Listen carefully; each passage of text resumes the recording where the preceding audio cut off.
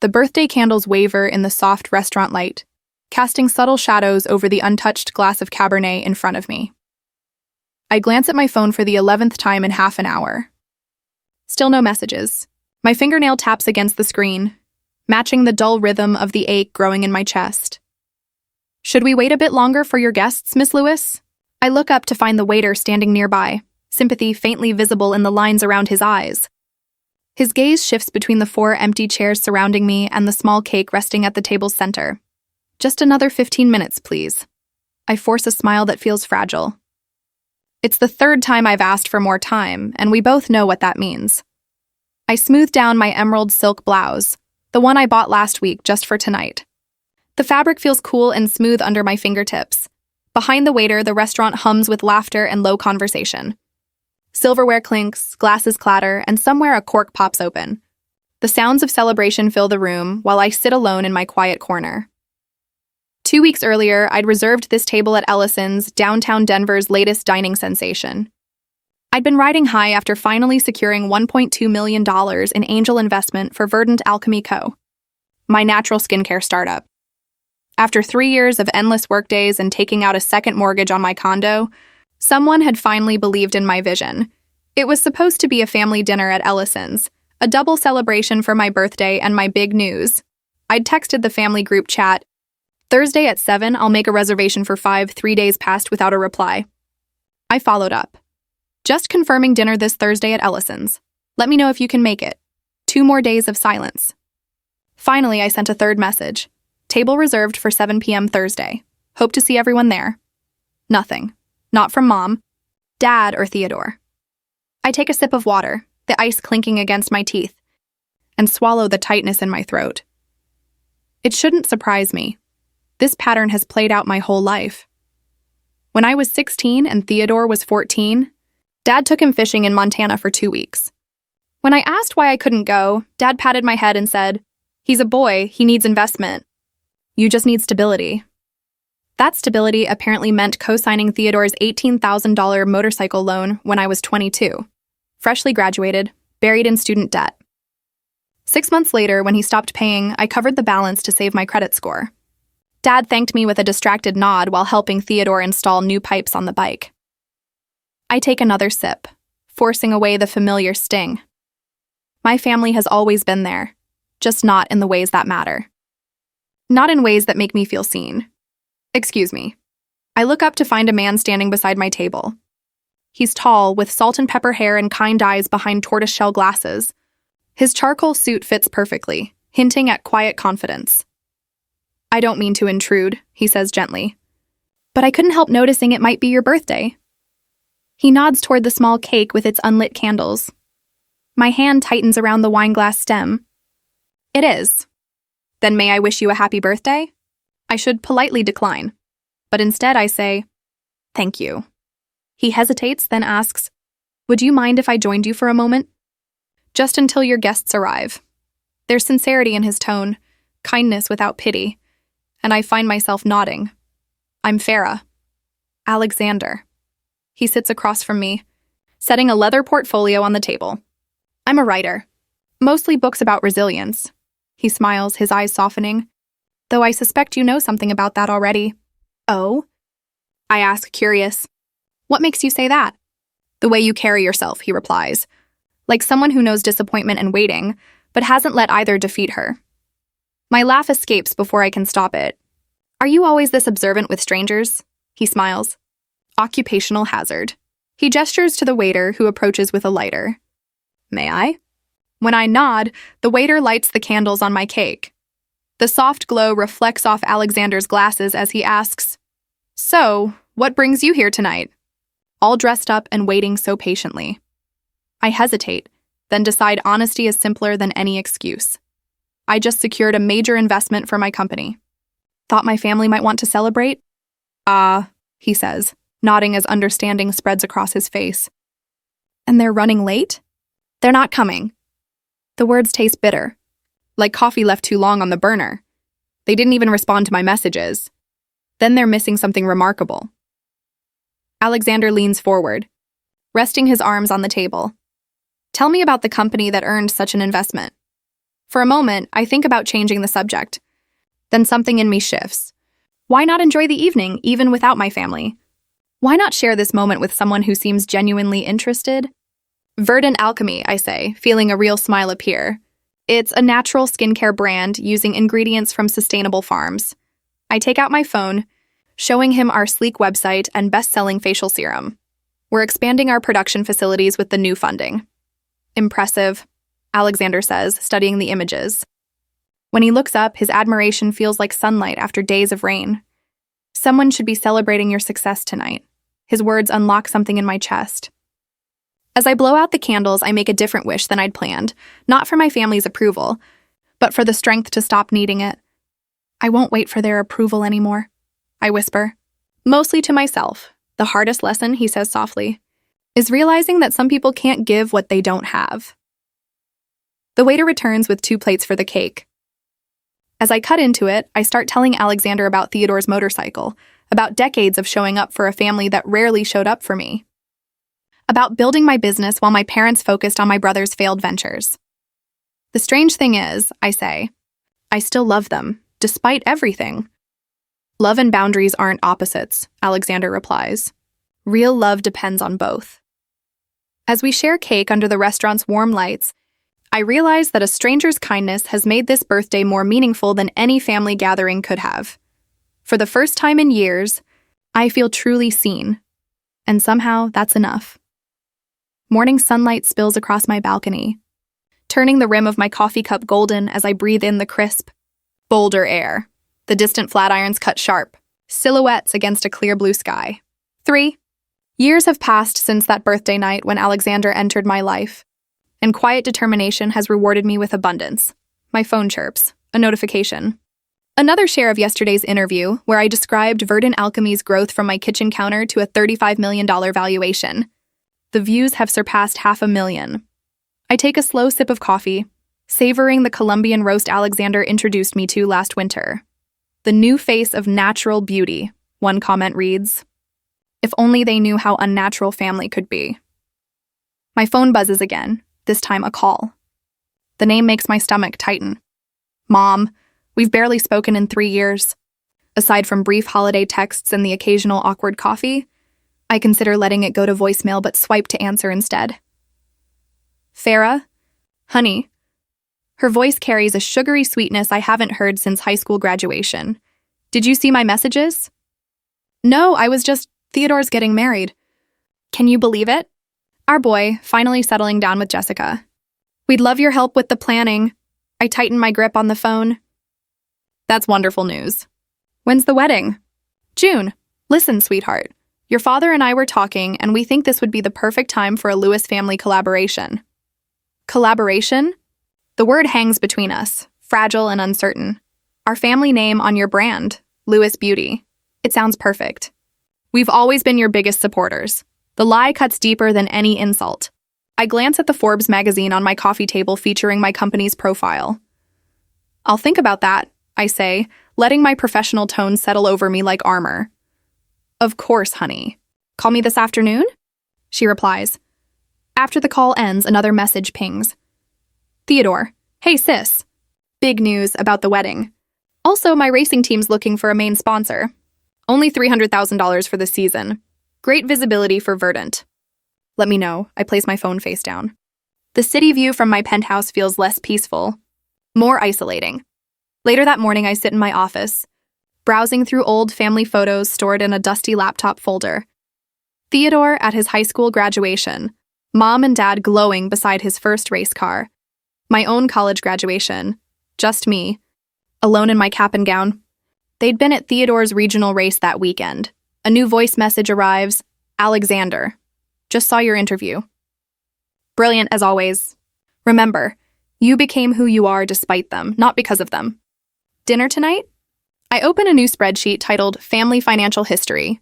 Line by line, I record every loan, favor, and bailout. Theodore's motorcycle. 6 months of his rent after he dropped out of college. Dad's fishing boat repairs after Theodore crashed it during a weekend trip. The total climbs $47,000 of quiet support. This isn't revenge, I whisper to the empty room. It's about boundaries. My CFO, Martin, knocks before stepping in with quarterly reports. "Everything all right?" he asks, reading my expression. "Family matters," I reply. "If my brother or parents contact the company for sponsorship or business, please refer them to me directly." He nods. "Legally, you're not required to mix family and business." "I know," I say, thanking him as he leaves. My phone lights up. Rachel, my oldest friend. "Saw Theodore's post about needing sponsors. Let me guess. He's asking you? They never celebrated you, so why support them?" "R." I can't help but smile. Rachel always goes straight to the truth. That afternoon, a courier delivers a card in Alexander's distinct handwriting. Inside, a quote. "Boundaries aren't walls. They're the foundation of healthy relationships." By evening, I've composed an email that feels both firm and professional. I attach the spreadsheet, every instance of the $47,000 I've provided. If we're to collaborate, I write, "Let's begin from zero with complete transparency." I pause before sending it, wondering if it's too harsh. Then I recall my 29th birthday. Sitting alone in a restaurant, candles flickering while my family ignored my messages. I press send. Minutes later, a message from Mother arrives. Angry? Familiar. "How dare you speak that way? Didn't we raise you to be grateful? After everything we've done?" I take a slow breath and type my reply, each word steady and freeing. I was grateful, in silence, in money, in tears. Now I'm grateful to myself for finally stopping. That evening, Alexander joins me on the balcony as stars appear over the Flatirons. He doesn't ask questions, just stands beside me, solid and calm. "They don't want to celebrate me," I say quietly. "They want to use me." "And what do you want?" he asks gently, "to stop mistaking obligation for love?" He smiles, takes my hand. "Then that's exactly what you'll do." As we go inside, my phone buzzes with more family messages. For the first time, I leave them unread. A week later, during a quarterly projections meeting, the receptionist's voice cuts through the intercom. "Miss Lewis, your mother and brother are here. They say it's urgent." My marketing director raises an eyebrow. The others pause mid-note. "Tell them I'm in a meeting," I reply evenly. "I'll be out soon." They insist on waiting, she adds. They brought cake. A tightness builds in my neck. They never visited during the years I worked 16-hour days in a tiny office. Now that Verdant Alchemy occupies an entire floor downtown, they suddenly need to see me. 10-minute break, I announce, setting down my pointer. "Greg, have the distribution data ready when we resume." In reception, Mother holds a bakery box like a peace offering. Her hair, freshly colored auburn, and her cream blazer likely cost more than my first month's rent. Theodore stands beside her, hands in the pockets of designer jeans, casual but expensive. "Surprise!" Mother chirps, lifting the box. "We thought we'd drop by and celebrate your Forbes feature. No hard feelings about missing your calls lately." The receptionist watches with interest. Two designers glance from the break room. "How thoughtful," I say, holding my composure, fully aware that every eye in the office is on us. Let's move to the conference room. Mother's gaze sweeps across our modern office, noting the exposed brick walls, Edison lights, and sleek workstations where my team designs products now featured in luxury department stores across the U.S. Theodore follows behind, stopping to admire a display of our top-selling facial serum. "You must be making a fortune from these little things," he says, tapping on the glass. My marketing director steps out of her office, coffee in hand. "Jessica," Theodore greets her with that same charming smile that once got him through college. "You look incredible. Still managing my sister's ads?" Jessica's professional smile doesn't waver. "Director of Brand Strategy now." "Nice seeing you again, Theodore." I lead them toward the smaller conference room, away from curious eyes and ears. As we enter, Mother traces a finger along the walnut table. $16,000 for this table alone, I'd guess, she whispers, loud enough to hear. Once the door closes, I face them. "This is my workplace, not a family meeting spot. Why are you really here?" Mother sets down the cake, a flicker of hurt crossing her face. "Can't we visit our successful daughter without an agenda?" she asks. Theodore lounges back in a leather chair. Yeah, sis, no need to be so guarded. The last time we talked, I remind him, you wanted $300,000 for your racing team. Before that, Mom hinted about covering your wedding costs. Forgive me if I assume this isn't a social call. Mother's tone sharpens. You've changed. Success has made you cold. I haven't changed, I reply, still standing. I've just stopped pretending. Come on, sis, Theodore presses. We're family. That means something. The word family lingers, heavy with expectations, memories, and unpaid debts. It carries the motorcycle loan I covered while juggling 3 jobs, the birthdays I spent alone while they attended Theodore's races.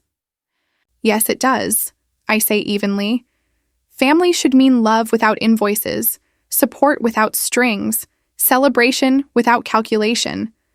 Mother narrows her eyes. After everything we've sacrificed for you? What exactly did you sacrifice? The words leave my mouth before I can stop them. When I needed co-signers for my first loan, you said it was too risky. When I worked 18-hour days starting this company, you never once brought cake.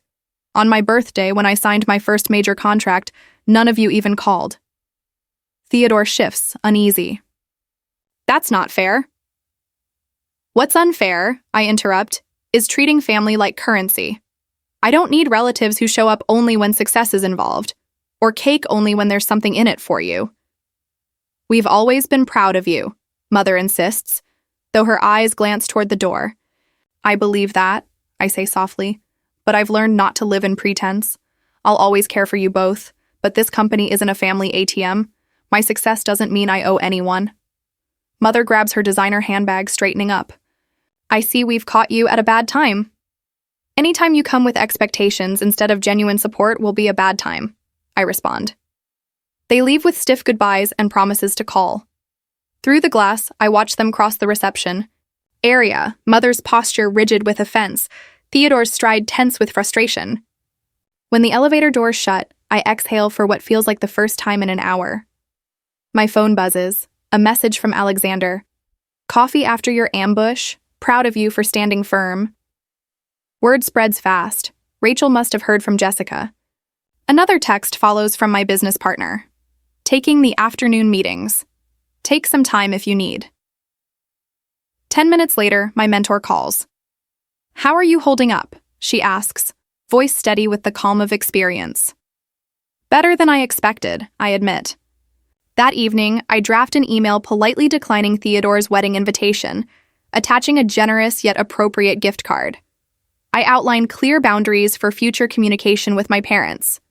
With my financial advisor, I set up a trust meant for genuine family emergencies, not demands. When I'm done, I pour a glass of Cabernet and stand by my condo window, watching Boulder's city lights flicker below. For the first time, I understand.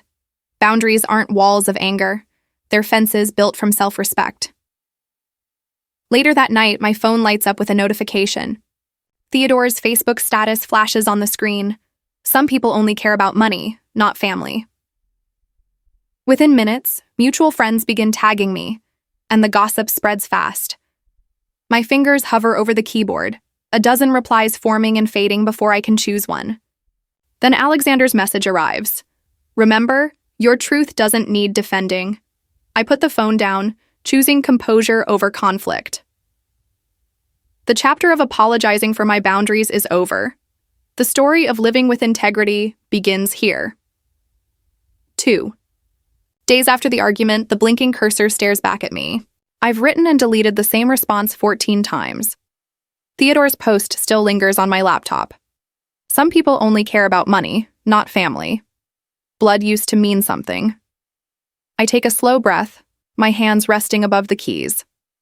The tension in my stomach tightens as more friends tag me in comments, curious about the supposed family drama. 3 college acquaintances have already messaged, asking if I'm all right. Morning sunlight spills over Boulder's mountains through my living room window. I've been sitting here since 5 a.m., nursing cold coffee, thinking about truth and legacy. Carefully, I type, family isn't a debt. It's a place where love should be unconditional. I hope everyone finds that place, including me. My thumb hovers over post for 8 seconds before pressing down. Done. No long explanations, no accusations, just clarity. Within minutes, my phone fills with notifications. Friends from business school, past colleagues, even my third-grade teacher. Stay strong, Farah. Been there. You're handling this with such grace. This resonates deeply. Thank you for your honesty. I set my phone face down on the coffee table and breathe into the quiet of my apartment. It's strange how 15 words can lift what feels like a 100-pound burden. The landline rings, the number only business contacts and close friends have. Rachel's warm voice comes through. I saw your post. You okay? Better than expected, I reply, curling into my armchair as a hummingbird flits across my balcony. It feels clean. Clean is good, Rachel says after a pause. Theodore's gone off in the family group chat. Your mom called me this morning hoping I'd talk sense into you. My laugh is sharper than I intend. And what did you tell her? That you already make perfect sense. Rachel's tone softens. Listen, they're making calls. Your dad reached out to James from the Chamber of Commerce breakfast. The hummingbird freezes, then darts away as a shadow passes. They're trying to rewrite the story? I ask, pretty much. Saying they've supported your business since day one, but you've drifted since becoming successful. I press my fingers against my closed eyes until stars flicker behind them. 22. Investors believed in Verdant Alchemy before my parents even asked what we made. They only noticed after Forbes called. I know, honey. Just thought you should know. Oh, and your mom's church group heard all about her troubled daughter who's lost her values. The familiar weight returns between my shoulders, right on time. After Rachel's call, I shower and dress with care. Forest green silk blouse, tailored black pants, simple gold earrings, armor for the day ahead. At the office, my assistant Emma meets me at the door, coffee extended like a shield. 3 calls from someone named Theodore. Should I keep blocking? Yes, please, I say, taking the cup with a nod. Any investor messages? Her face changes. Mr. Harrington from Keystone Capital called. He said your brother reached out with concerns about company stability. He sounded unsure. Heat rises to my cheeks, my hand tightening around the cup. Theodore contacted my investors. The violation stings. Call Mr. Harrington back immediately. Schedule lunch if he's free. 2 hours later, I'm seated across from James Harrington at Ellison's, the same restaurant where this all began 3 years ago. The irony isn't lost on me. I appreciate your time, I begin, meeting his eyes. I understand my brother spoke with you. James nods, leaning back, brows furrowed. He mentioned family troubles affecting your business. Claimed he was just looking out for me. He peers over his glasses. Not very professional. I agree, I reply calmly. Family and business are separate in my world. Always have been. Good, he says, unfolding his napkin. The quarterly reports speak for themselves. 28% growth doesn't lie. The tension in my stomach eases. Thank you for your confidence. Your brother seemed entitled, he adds carefully. Said something about being owed collaboration. Owed, I repeat, unfazed. There will be no collaboration. Smart call, he says, picking up his menu. Now shall we order? The salmon's excellent. Back at the office, I open the application form for the Verdant Foundation, my newest venture to support young female entrepreneurs. The cursor blinks steadily this time. No longer mocking. I finalize the last details and hit launch. That evening, a notification arrives. My $20,000 donation to the Colorado Motorcycle Safety Initiative has been processed. Anonymous. No press release, no social media post. Just quiet action. My phone vibrates with a message from my father. Your mother is heartbroken. This public embarrassment is beneath you, Farah. I set the phone aside without replying and pour myself a glass of wine. The Verdant Foundation website already shows 12 new applications. My inbox has 3 interview requests from business publications, none mentioning family issues, all focused on company growth and environmental work. At 7, the doorbell rings.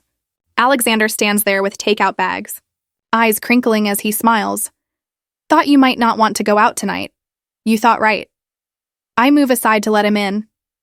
Theodore contacted my investors, he says. Setting down the food, his tone darkening. That crosses every line. They didn't believe him. I grab plates from the cabinet. Consistency and professionalism speak louder than desperate. Claims. Exactly. Alexander opens containers of Thai food. Your restraint is impressive, Farah. Most people would have reacted with the same fire. I shrug, but his words warm me. Fire only makes more smoke. I prefer clarity. We eat on the balcony as the sunset casts the Boulder Mountains in amber and gold. My phone buzzes again. Theodore's fiancé this time, wanting to clear the air before the wedding. Did you see the comment from Sandra Werner? Alexander asks, refilling my glass. Theodore's racing sponsor? Yes. What did she say? She's reconsidering their partnership after recent truths came out. Apparently your mother's version of events reached her and backfired. I take a slow sip of wine. I never wanted that. You didn't need to. The truth finds daylight on its own. As night falls over Boulder, my email pings. A message from Diane, my business mentor. Proud of you. Hosting a webinar on ethical business next month. The keynote spot is yours if you want it. Later, as Alexander prepares to leave, he pauses by the door. You know they're only escalating because they're losing control, right? I nod. I know. I can feel it. Your mother called Rachel again, he adds. Sounded less sure this time. Said might have pushed too hard. Something stirs inside me, and not satisfaction but vindication, did she now? I also saw your father at the coffee shop. Looked thoughtful. Said he wished they'd invested in your company from the start. I lean against the doorframe, suddenly exhausted. 3 years too late for that. Alexander places a gentle hand on my shoulder. But not too late for you to keep living your truth. After he leaves, I sit on the balcony in darkness. Laptop open to Theodore's latest group message. She's destroyed this family with her selfishness. Below it, Melissa, his fiancée, replies, maybe we should all step back and think about what we're asking from her. I close the laptop without replying. Tomorrow will bring more accusations, more efforts to rewrite the past. But tonight I've learned that silence can be strength. Sometimes the most powerful response is simply to keep building while others try to burn. My mother's voicemail plays for the 3rd time, her voice trembling with practiced sorrow. Farah, sweetheart, I know things have been difficult, but we're still your parents no matter what. Some bonds don't break, even when they stretch. I press delete and set the phone down on the counter. Sunlight pours through the condo windows, warm against the hardwood floor. Against my better judgment, I pick up the ivory envelope that arrived yesterday, gold-edged, elegant. Theodore's wedding invitation. Inside, a handwritten note reads, "Time for family healing. We miss you. Mom and Dad." My stomach tightens. 3 weeks of this. Timed calls, apologetic texts that still avoid admitting any real fault. Just yesterday, Theodore's fiancée Jessica left another voicemail about building bridges before the big day. Is this seat taken? I look up to find Alexander in the doorway, coat over his arm, a paper bag from Spruce Bakery in hand. My shoulders finally relax at the sight of him.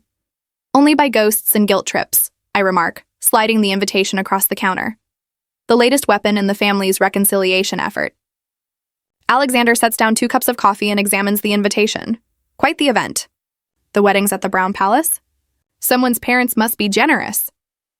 Or maybe it's the sister who's expected to be, I reply, taking a sip of the coffee. Dark roast with a splash of almond milk. Just how I like it. And these? Alexander gestures toward the stack of photo albums on my coffee table. Recent arrivals? Delivered yesterday, I confirm. Family albums going back to my 5th birthday, complete with sticky notes marking special memories. I open one to a flagged page. Remember Christmas 1998? You were so excited about the family tradition. Subtle, Alexander says, the corner of his mouth lifting. My phone buzzes. Another message from Theodore. Dad's blood pressure's been high. Really hope you'll reconsider coming to the wedding. It would mean a lot to all of us. Alexander notices my expression.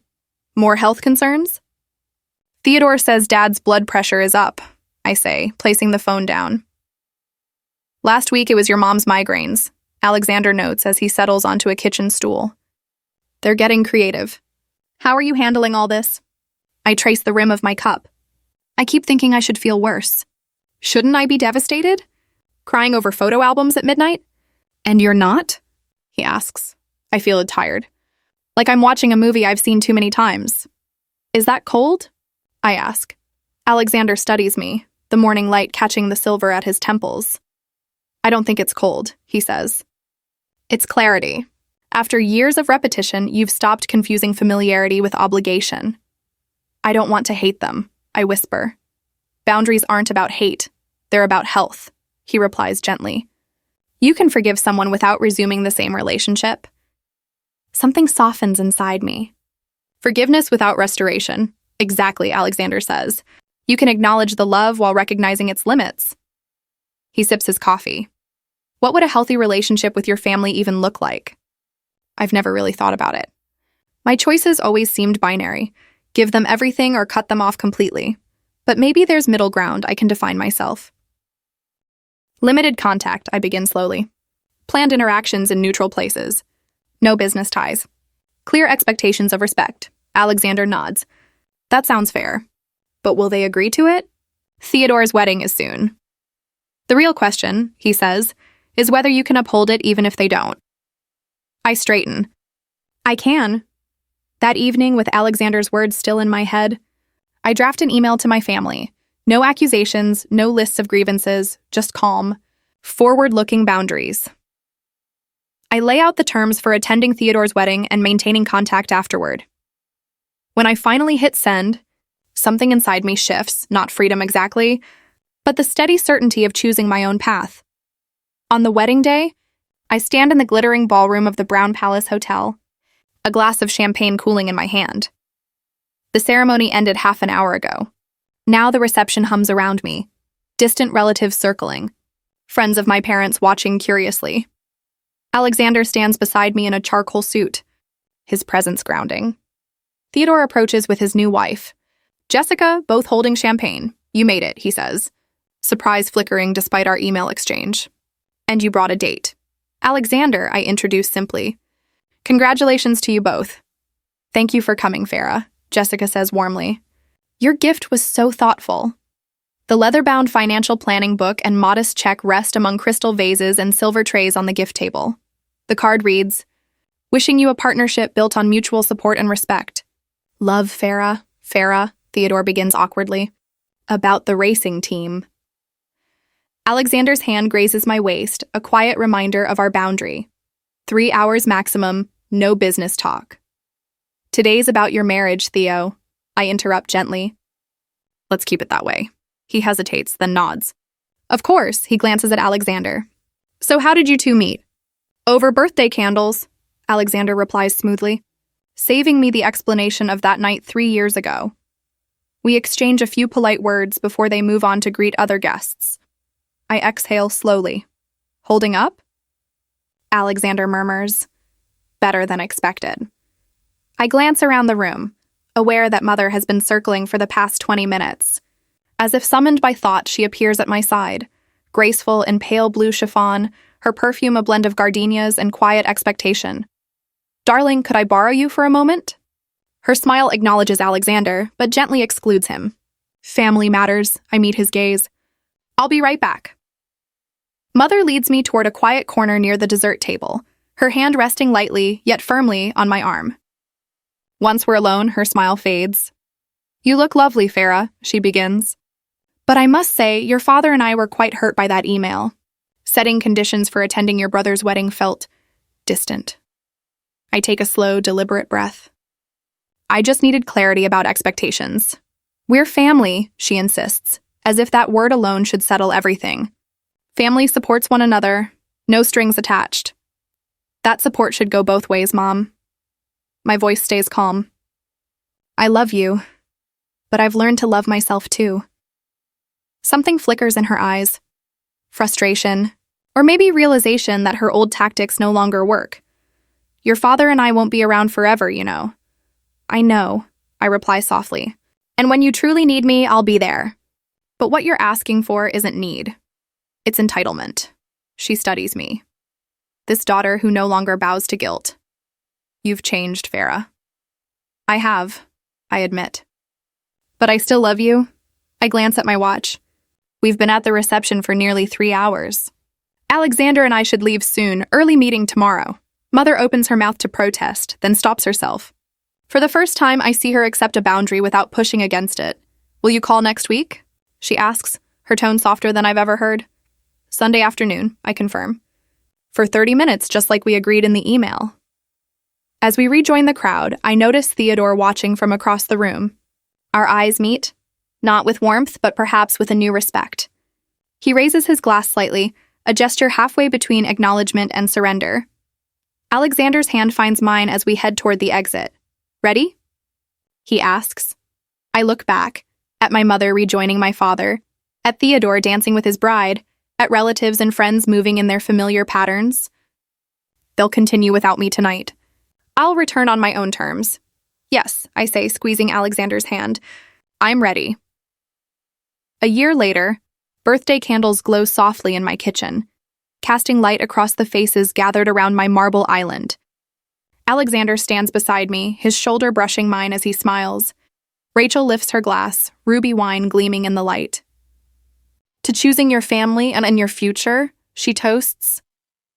The small group, 5 people who truly want to be here, erupts in cheers. My heart fills as I take in the scene. Gentle conversation, real laughter, no empty chairs. No checking my phone. No forced smiles. Make a wish, Alexander whispers, his breath warm near my ear. I close my eyes and realize I can't think of anything more to wish for. My business reached a $45 million valuation last quarter.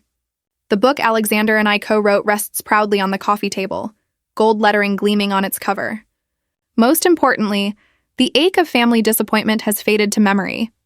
I blow out the candles in one firm breath. Same restaurant as 4 years ago, Rachel says, cutting the cake. But a completely different vibe. Different company makes all the difference, I reply, taking the plate from her. Later, as the guests mingle in the living room, I slip away to my study. My leather-bound journal lies where I left it. I trace my fingers over today's entry. Love doesn't require the loss of self. Years of therapy have taught me that boundaries aren't walls. They're healthy fences. With gates I control, my family and I are cordial now. I attend holidays when it feels right. Theodore brings his wife. My parents ask about my business without advice. We've found balance. I can love them without losing my peace. The doorbell rings. A young woman, Jessica, stands there clutching a notebook. One of the 5 entrepreneurs I mentor through my foundation. Sorry to interrupt, she says nervously. I've been offered a partnership with my father's company, but I want to build something of my own. I don't know how to tell him. Family business pressure? I ask. She nods, eyes lowered. He's invested so much. I feel obligated. Obligation and love are different currencies, I tell her, handing her a cup of coffee. One drains you, the other sustains you. As I guide her through separating her father's hopes from her own, I realize how far I've come. The woman who once paid her brother's debts without question now teaches others to value themselves. My recent talk show appearance reached thousands. I'd said, forgiving someone doesn't mean letting them hurt you again. The audience had nodded, understanding. Those words became a lifeline for many. In the kitchen, Alexander lights a single candle on the last slice of cake. We blow it out together, our hands intertwined.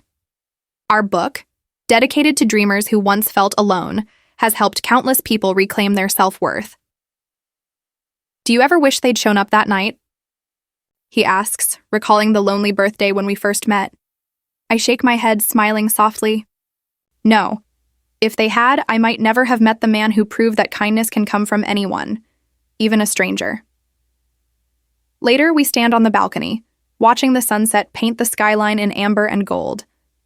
City lights begin to sparkle, stars in an urban sky. Alexander hands me a glass of Cabernet, the same wine I ordered that night years ago. Any regrets? He asks. I take a sip, savoring the flavor.